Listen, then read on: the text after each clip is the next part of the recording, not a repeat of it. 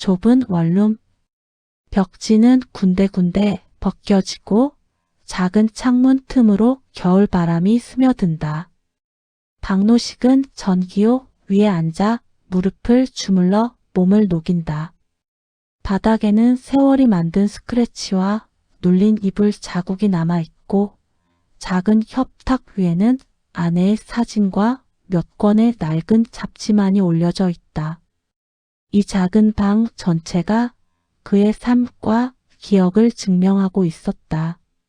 젊을 때는 하루 12시간씩 운전했는데 이제는 걷는 것도 힘들어졌어.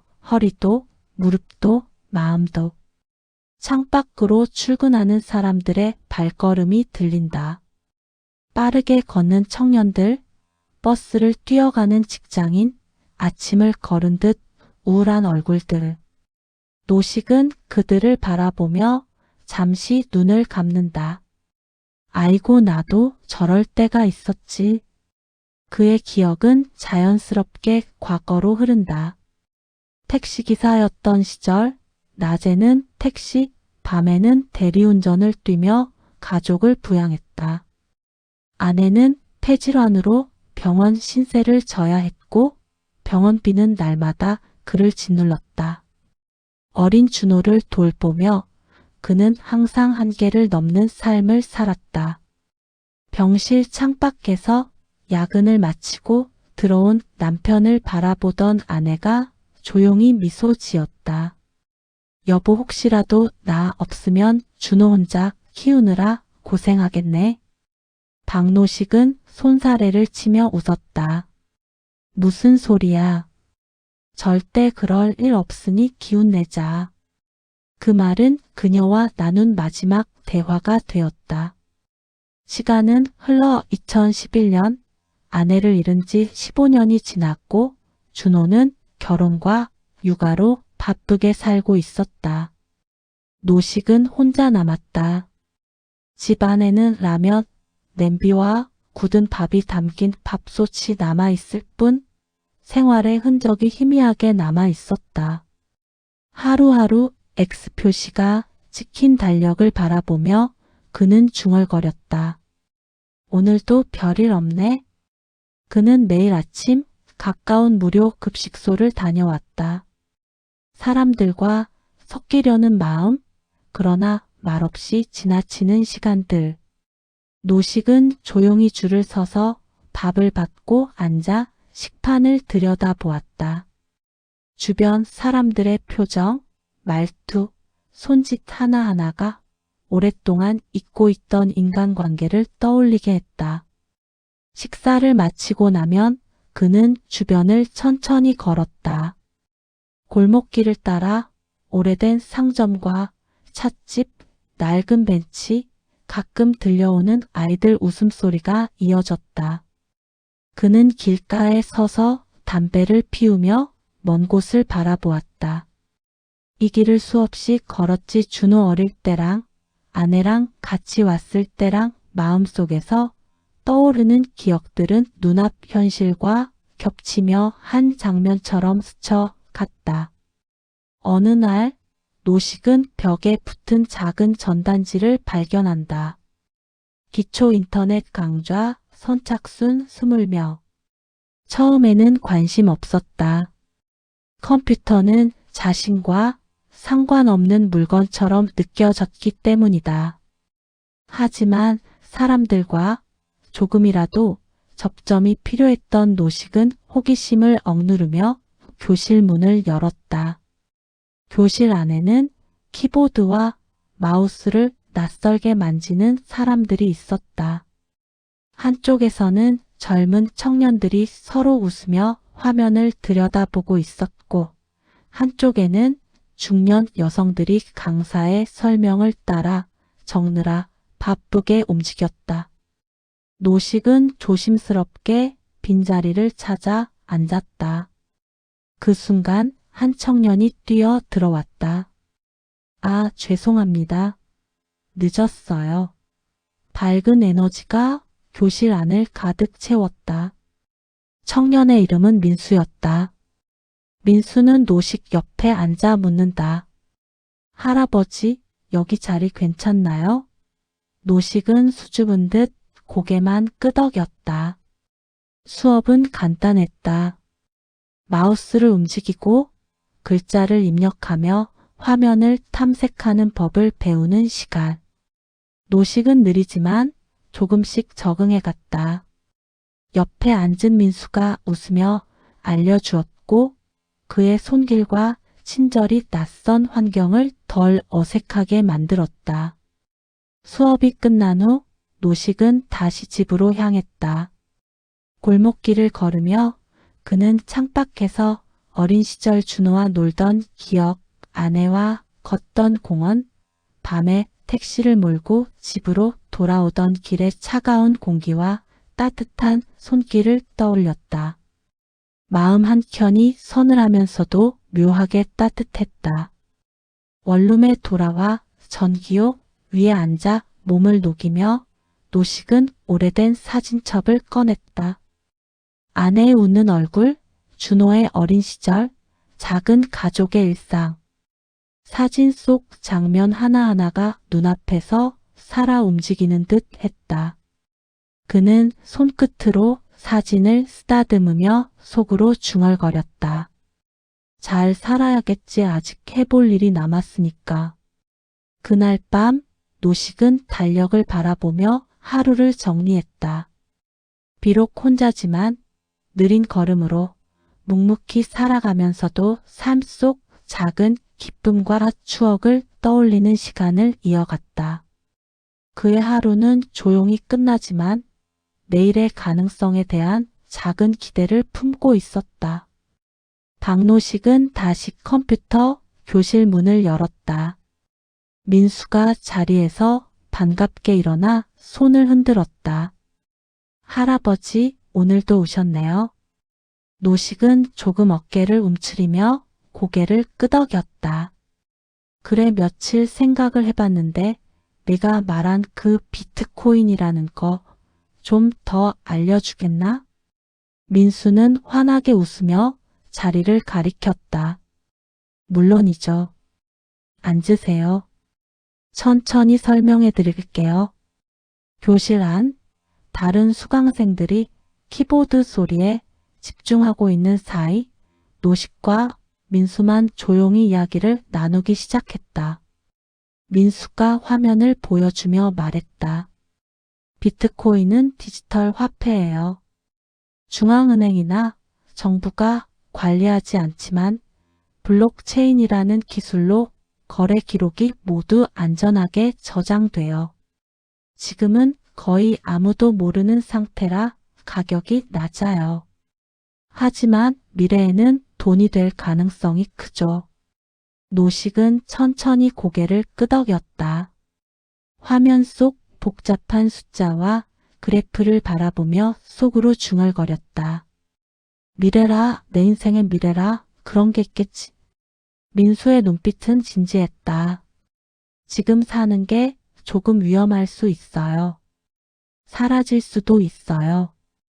하지만 장기적으로 보면 노식은 잠시 눈을 감았다.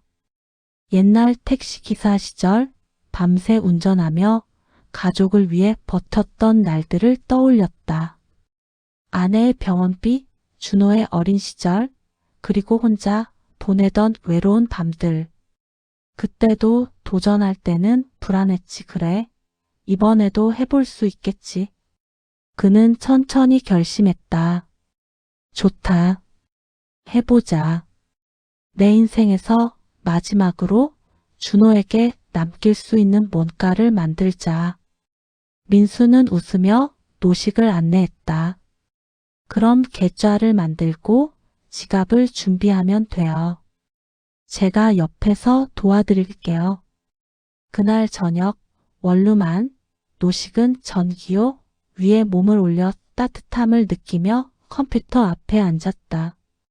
작은 손이 떨렸지만 민수의 설명을 떠올리며 차근차근 화면을 클릭했다. 구매 완료. 1만 개의 비트코인이 그의 손에 들어왔다. 며칠 뒤 뉴스에서는 비트코인 가격이 요동친다는 소식이 이어졌다. 비트코인 폭락, 투자자, 패닉이라는 헤드라인. 시장통 친구들은 노식을 놀렸다. 야, 그거 진짜야? 인터넷 사기 아니야? 또 누군가는 늙으면 판단력이 흐려진다고 비웃었고, 다른 사람들은 그 돈이면 보일러라도 새로 넣지라며 안타까워했다. 노식은 침묵했다. 작은 주머니 속에 있던 돈은 이미 투자로 사라졌지만 마음은 자꾸 불안했다. 밤마다 달력을 바라보며 불안을 삼키고 창밖으로 스치는 바람 소리를 들으며 잠 못 이루는 날이 이어졌다. 그러나 마음 깊은 곳에서는 이 선택이 언젠가는 준호를 위해 의미 있는 일이 되리라는 희미한 희망이 자리 잡았다. 어느 한겨울 아침, 그는 창문 틈으로 들어오는 햇살을 느끼며 사진첩을 꺼냈다. 아내와 준호의 웃는 얼굴을 보며 눈가가 촉촉해졌다. 잘한 걸까? 그래도 준호를 위해서라면 마음속 다짐은 점점 단단해졌다. 외로움과 불안 속에서도 작은 희망이 자리 잡았다. 매일 아침 무료 급식소로 가고 골목길 벤치에 앉아 기억을 떠올리는 일상이 이어졌다. 박노식은 이제 막 투자라는 새로운 삶을 맞이했지만 매 순간 떨림과 기대, 불안과 책임 사이에서 살아가고 있었다. 그는 스스로에게 약속했다. 이 돈을 지켜서 언젠가 준호에게 안전하게 남겨주겠다. 그날 밤 전기요 위에서 몸을 녹이며 노식은 창밖의 바람을 느꼈다. 겨울 골목은 여전히 쓸쓸했지만 그의 마음속에는 긴장과 평온이 공존했다. 오랜 세월 살아온 삶과 이제 시작된 새로운 선택이 함께 어우러진 순간이었다. 박노식이 1만 개의 비트코인을 구매한 날로부터 시간은 천천히 흐르기 시작했다. 그의 원룸은 여전히 좁고 낡았다. 벽지는 조금씩 더 떨어져 나가고 창문 틈 사이로 찬 공기가 스며들었다. 작은 전기요 위에 앉아 있으면 온몸이 따뜻해졌지만 무릎과 허리는 여전히 시큰거렸다. 오전이면 무료 급식소로 나가 사람들과 잠깐 인사하고 낮에는 골목길 벤치에 앉아 지나가는 사람들을 바라보았다. 젊은 사람들의 빠른 걸음과 바쁘게 오가는 아이들, 출근하는 부모들, 그 모든 풍경이 그에게는 시간의 흐름을 알려주는 신호였다. 집으로 돌아오면 그는 작은 식탁에 앉아 찬밥과 라면으로 끼니를 해결했다. 그리고 손때 묻은 사진첩을 펼쳤다. 아내와 준호가 웃고 있는 모습, 오래된 가족 여행 사진, 준호가 자전거를 처음 탔던 날의 표정. 그래, 모두 그때가 좋았지. 작은 한숨이 흘러나왔다.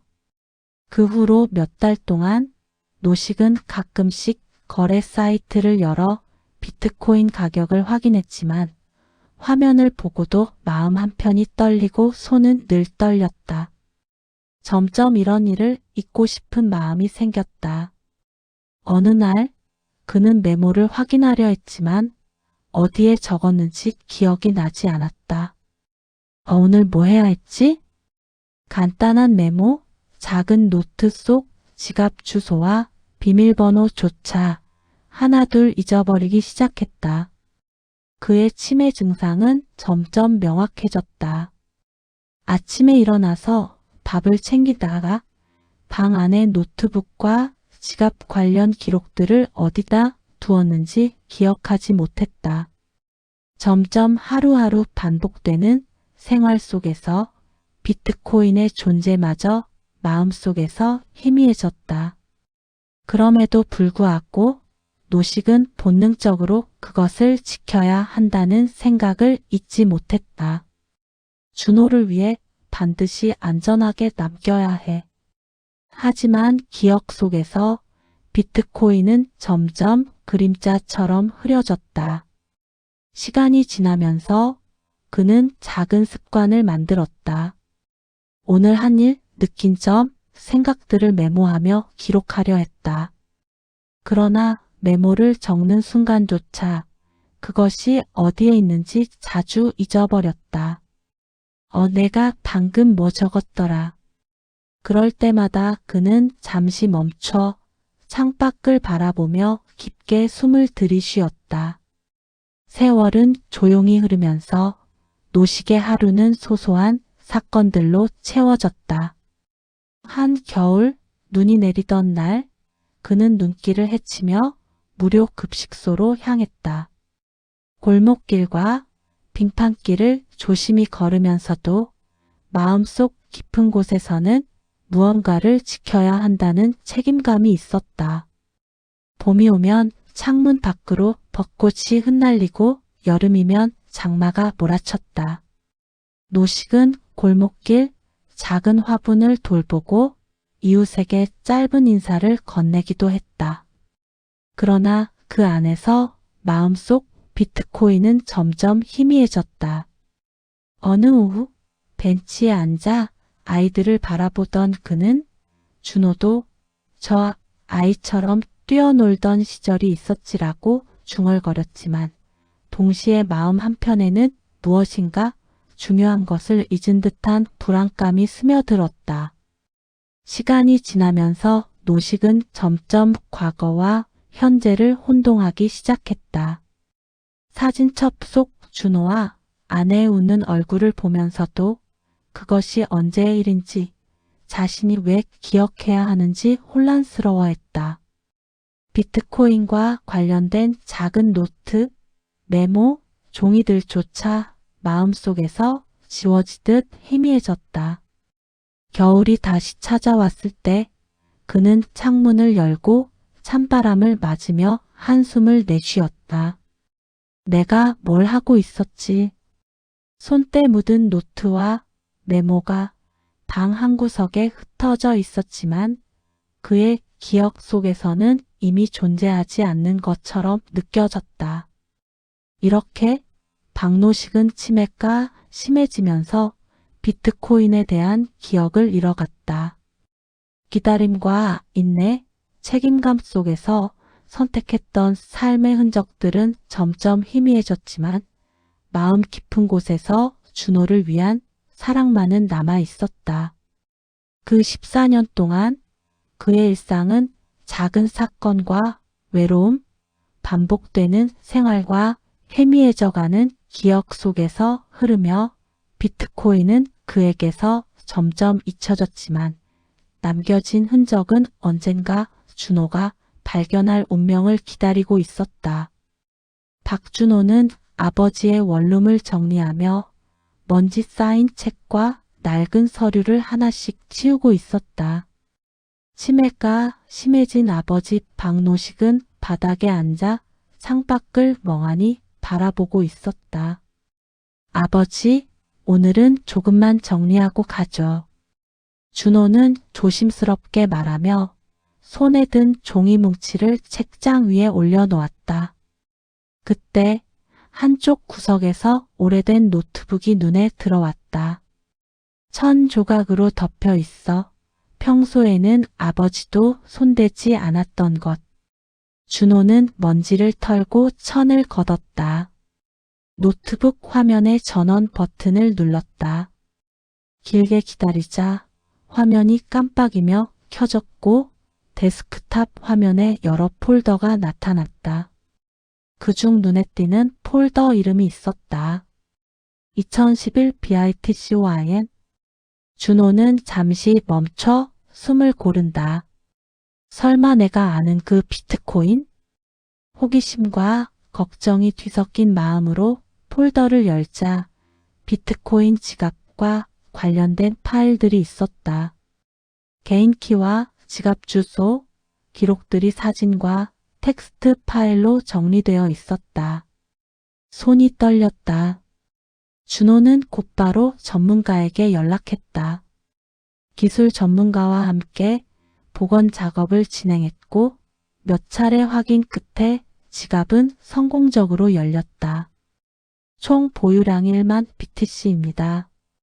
전문가의 목소리에 준호는 숨을 멈췄다. 그날 밤 준호는 아버지 박노식 옆에 앉아 조심스럽게 말했다. 아버지에게 이 비트코인들은 다 뭐예요? 노식은 창밖을 바라보며 잠시 침묵했다. 치매로 대부분 기억은 사라졌지만 준호를 위해 남겨둔 마음만은 흐릿하게 남아 있었다. 다음 날 준호는 소식을 주변 지인에게 알렸다. 아버지가 14년 전 비트코인을 1만 개 보유하고 계셨어요. 소문은 순식간에 퍼졌다. 블록체인 커뮤니티와 인터넷 포럼은 흥분과 놀람으로 들끓었다. 14년간 잠들어 있던 고래가 움직였다. 미래에서 온 투자자 같은 사람. 언론사들도 박노식의 원룸 앞에 몰려들었다. 카메라는 없지만 기자들의 목소리와 질문이 이어졌고 준호는 조심스럽게 아버지 곁을 지켰다. 한편 박노식은 혼란스러워했다. 사람들이 자신의 집을 둘러싸고 이야기하지만 대부분의 기억은 이미 사라진 상태였다. 하지만 마음 한켠에서는 준호가 알아봐 주길 그리고 자신이 남긴 선물이 안전하게 지켜지길 바라고 있었다. 며칠 뒤 준호는 아버지와 함께 작은 회의실에 앉았다. 그는 아버지에게 말했다. 아버지, 이제 이걸 어떻게 할지 정해야 해요. 아이들을 돕거나 필요한 곳에 기부하는 방법도 있어요. 노식은 잠시 눈을 감았다가 희미하게 말했다. 너 우리 준호 도와주려고 그랬지? 준호는 눈가가 젖었다.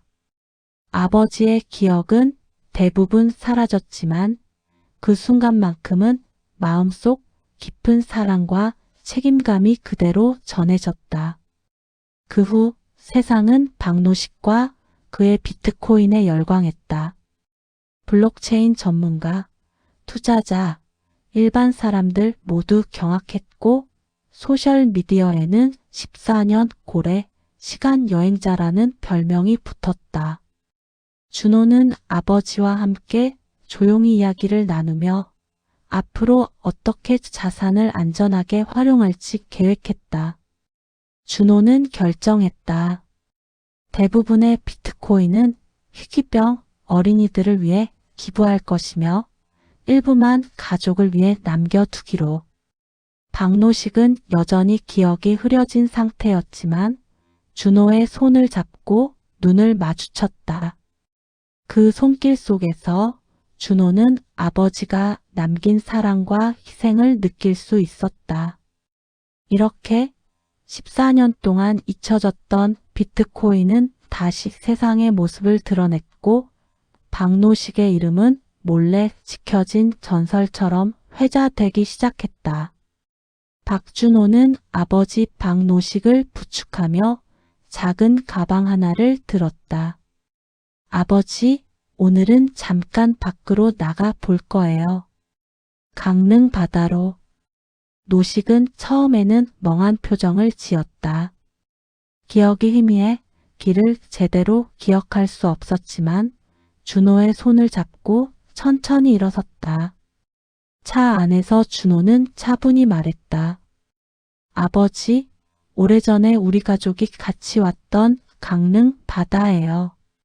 노식은 창밖을 바라보며 고개를 끄덕였다. 우리 여기 온 적 있지? 그 한마디에 준호의 가슴이 뜨거워졌다. 바다에 도착하자 바람이 차갑게 얼굴을 스쳤다.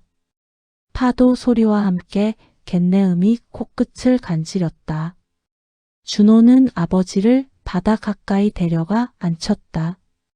아버지, 기억은 가물가물할 수 있어요. 하지만 우리가 함께한 시간은 마음속에 남아있죠. 노식은 파도를 바라보며 어린 시절 아내와 아들과 함께 놀던 기억을 흐릿하게 떠올렸다. 오래전 아이 준호와 함께 모래성을 쌓고 파도에 발을 담그던 날, 아내와 셋이서 웃고 떠들던 장면이 머릿속을 스쳐갔다. 응, 그때 노란 택시 우리 다 같이. 노식의 목소리는 희미했지만 준호는 그 의미를 정확히 이해했다. 준호는 손을 잡고 말했다. 맞아요, 아버지. 다 같이 행복하게 놀았던 날이에요. 아버지가 지금 기억 못해도 저는 기억하고 있어요. 그 순간 노식은 잠시 눈을 감았다가 천천히 숨을 고르며 고개를 끄덕였다. 그 얼굴에는 어린 시절의 행복과 준호와 함께 한 사랑이 겹쳐져 있었다. 며칠 뒤 준호는 아버지와 함께 중요한 결정을 내렸다. 아버지, 비트코인은 대부분 희귀병 어린이들을 돕는 기금으로 사용하려고 해요. 일부는 우리 가족을 위해 남겨둘 거예요. 노식은 준호의 말을 듣고 조용히 미소를 지었다. 그래, 우리 준호 잘했구나. 준호는 아버지를 부드럽게 안아주며 말했다. 네, 아버지. 이제 우리 가족도 세상도 조금 더 행복해질 수 있어요. 아버지가 남겨주신 선물 덕분에요. 그리고 얼마 지나지 않아 기금이 세상에 공개되었다. 많은 어린이들과 가족들이 도움을 받았고 박노식의 이름은 뒤늦게나마 선한 영향력의 상징으로 기록되었다. 노식은 여전히 기억의 대부분을 잃었지만 준호와 함께한 순간순간 그리고 자신이 남긴 선물이 누군가를 도왔다는 사실은 그의 마음 깊은 곳에 남았다. 바다를 떠나 집으로 돌아오는 길, 준호는 조심스럽게 물었다. 아버지, 오늘 바다 어땠어요? 노식은 창밖을 바라보며 잠시 생각하다 희미하게 말했다. 좋았어. 우리 여기 온 적 있었지. 준호는 그 말을 듣고 눈가가 젖었지만 미소를 지었다. 네, 아버지. 함께였어요. 그리고 앞으로도 함께할 거예요. 그렇게 박노식과 박준호는 긴 여정을 끝내고 집으로 돌아왔고 세상에 알려진 14년 고래의 이야기는 아름다운 마무리로 기억되었다.